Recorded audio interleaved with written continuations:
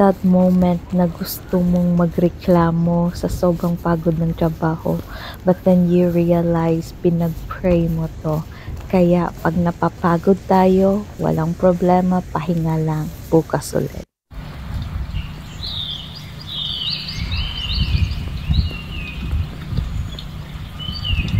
Another day, another life mga kameg. Since day off ko ngayon, I'll show you yung mga before and after ko na mga pananim.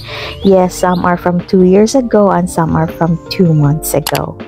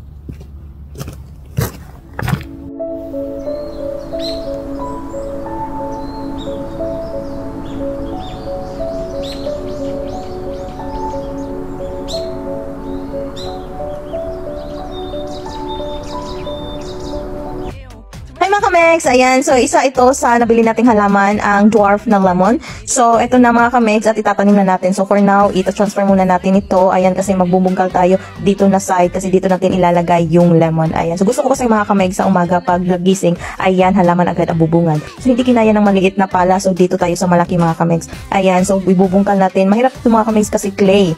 Ayan, so clay ang lupa nila mga kamegs, kaya siguro need nilang bumili talaga ng soil. Ayan, so ayan mga kameg, since mahal ang labor dito, so tayo na lang ang magle-labor, tayo nang bumili ng halaman, tayo din ang magbubungkal at tayo din ang maggaganito. So ayan, kukunin natin yung pala kasi kukuha tayo ng soil mga kamegs. Ayan, so ito na mo yung soil na gagamitin natin at pagod-paguran tayo dyan, pero mm lang yan. So just small thing lang naman ito mga kamegs. Ayan, so balik ulit tayo doon mga kamegs at ilagay natin mismo yung soil. Ayan, so again, clay po yung lupa dito sa Australia, kaya kailangan natin ng magandang soil at ilagay na natin yung halaman halaman. So, kailangan natin i-destroy yung sa ilalim mga kamegs para mas mag-grow pa yung mga roots nila at doon kakapit sa soil mismo. Ayan. So, dapat straight mga kamegs kasi pag nilagyan na natin to ng soil, walang change na position to. Yun na yun. So, kailangan straight. So, yan na mga kamegs, lagyan na naman ulit natin ng soil. Ayan. So, good soil naman to mga kamegs. At ito naman, hindi natin pwedeng kalimutan ang plant food pellet. Ayan. Ito yung pagkain nila. Saka natin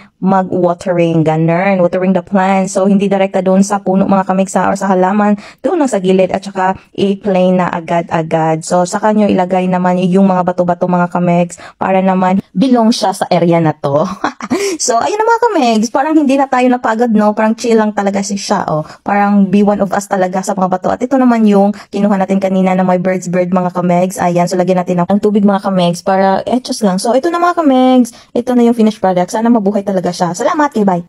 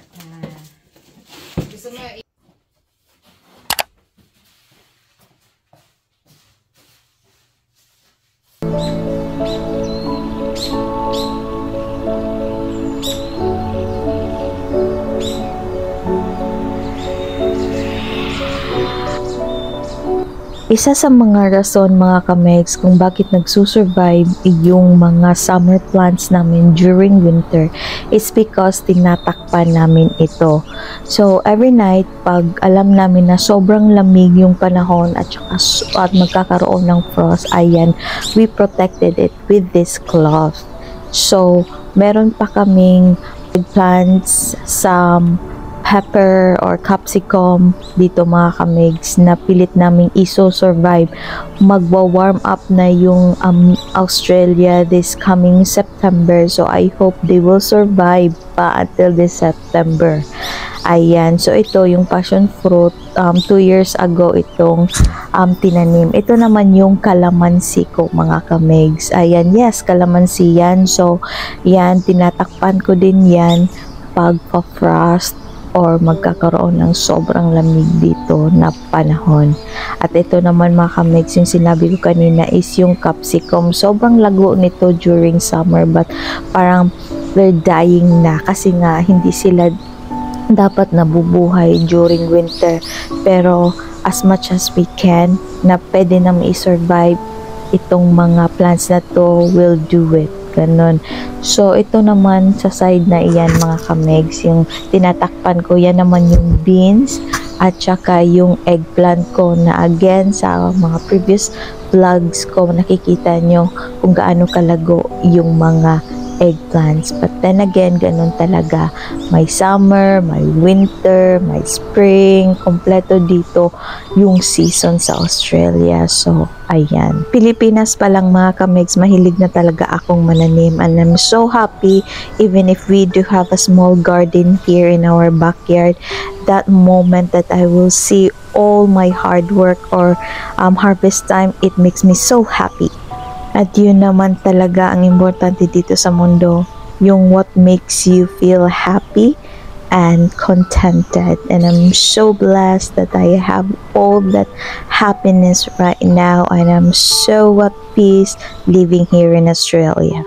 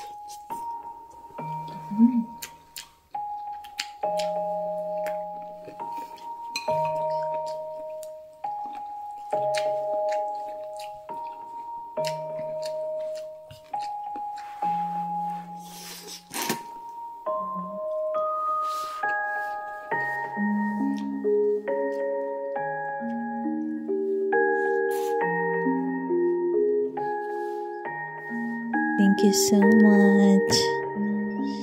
Massage more. Harder. Harder.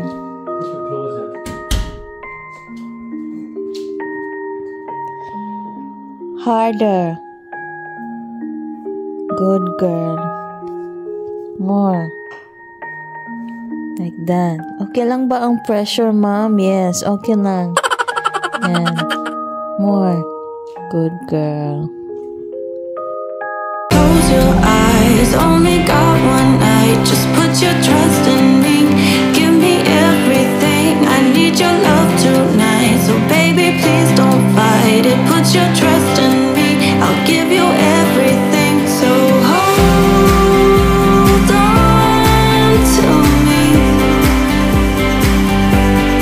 Never let me go.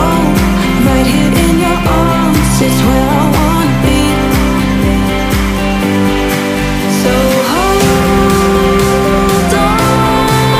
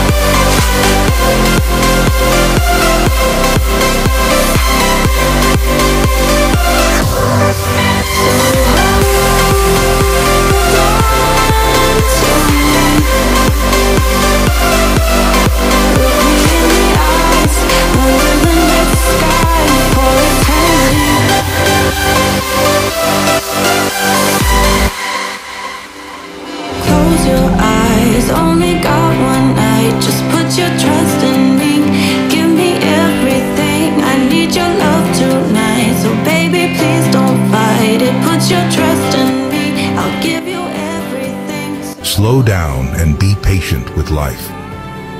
If you are looking for wealth, somebody else is looking for health.